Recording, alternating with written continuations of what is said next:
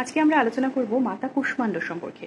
মাতা কুষ্মাণ্ড বা মাতা কুষ্মাণ্ডা নবরাত্রির চতুর্থ দিনে মা কুষ্মাণ্ডর পুজো করা হয়। তো মা কুষ্মাণ্ডের যে কাহিনীটা রয়েছে সেটা ভীষণ ইন্টারেস্টিং একটি কাহিনী, সেটাই আজকে আপনাদের সাথে শেয়ার করতে চলেছি। সেটি হচ্ছে যে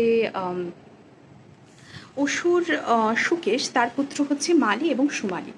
তারা ঘোর তপস্যা করেন এবং যথারীতি তারা সূর্যের মতো প্রচণ্ড তেজস্বী হয়ে ওঠে। এবার তারা যেই লোকে ছিল সেখানে প্রচণ্ড আলো দ্যুতিময় এরকম হয়ে ওঠে, তেজস্বী হয়ে ওঠে। তো সূর্যদেব মনে করেন যে ওখানে কে যে আমার মতোই এত তেজস্বী, যার এত প্রকাশ। তো সূর্যদেব দেখতে আসেন। তো যত উনি কাছাকাছি আসেন তত মালি এবং সুমালি তারা কিন্তু সূর্যের যে তাপ, সেই তাপে তারা ছাই হয়ে যায়, তারা ভস্মীভূত হয়ে যায়। এবার খুব স্বাভাবিকভাবেই এই যে সূর্যদেবের দ্বারা যে তারা ঘোর তপস্যা করে যে তেজস্বী একটি রূপ পেয়েছিল এবং সেটি জন্য তারা যে তাদের যে মৃত্যু হয় বা তারা যে থাকে না, এই ব্যাপারে কিন্তু শিব ঠাকুর বড্ড বেশি ক্রোধান্বিত হন। উনি রাগ করেন এবং তারই ক্রোধে উনি যেটা করেন, উনি সূর্যদেবকে এমনই প্রহার করেন যাতে উনি মূর্ছিত হয়ে যান। তো এতে আবার ঋষি কাশ্যপের খুব রাগ হয়, মানে খুব দুঃখ হয় আর কি, কারণ ঋষি কাশ্যপের পুত্রই হচ্ছেন সূর্যদেব।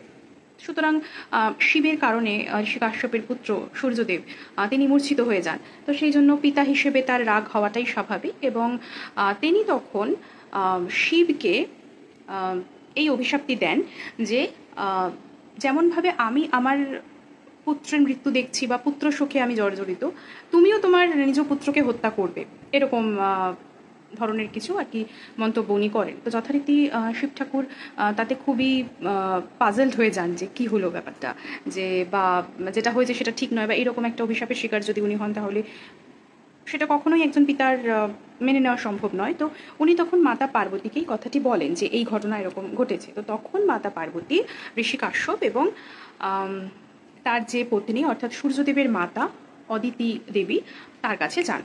তার কাছে গিয়ে বলেন যে আপনারা আপনাদের রক্ত দিয়ে একটি ঘোড়া পূর্ণ করুন। তো একটি ঘোড়া যখন তাদের রক্ত দিয়ে পূর্ণ হচ্ছে তখন অটোমেটিক্যালি, মানে তাদেরকে বলা হয়েছিল যে আপনারা পাশাপাশি দুটো ঘোড়া রাখুন, তো একটিকে রক্ত দিয়ে পূর্ণ করুন। এবার তারা যখন তাদের রক্ত দিয়ে একটি ঘোড়া পূর্ণ করছেন তখন অন্য একটি ঘোড়া অটোমেটিক্যালি কিন্তু পূর্ণ হয়ে যাচ্ছে অমৃত দ্বারা। এবার সেটি যখন হলো, সেই অমৃতই মা পার্বতী বলেন যে এটি সূর্যদেবকে গিয়ে খাইয়ে দিন। যেহেতু উনি সম্পূর্ণভাবে তার মৃত্যু তো হয়নি, তিনি মূর্ছিত হয়েছিলেন। তো এবার যখন সে অমৃত উনি পান করেন যথারীতি উনি জীবিত হয়ে যান এবং এই দেখে ঋষি কাশ্যপ খুবই আনন্দিত হন এবং তারপরে উনি মা পার্বতী এবং শিব ঠাকুরকে আশীর্বাদ দেন বা বরদান দেন যে তোমাদের যে পুত্র হবে সে একদম সকল দেবতার মধ্যে একদম সেরা হবে, সেরা সেনা হবে, সে দেব সেনা হবে, সে পরম যোদ্ধা হবে, পরম বীর হবে। এবং তারপরেই কিন্তু কার্তিকের আগমন হয়। কার্তিকই আসে দেবসেনা হিসেবে মা পার্বতীর কাছে পুত্র হিসেবে।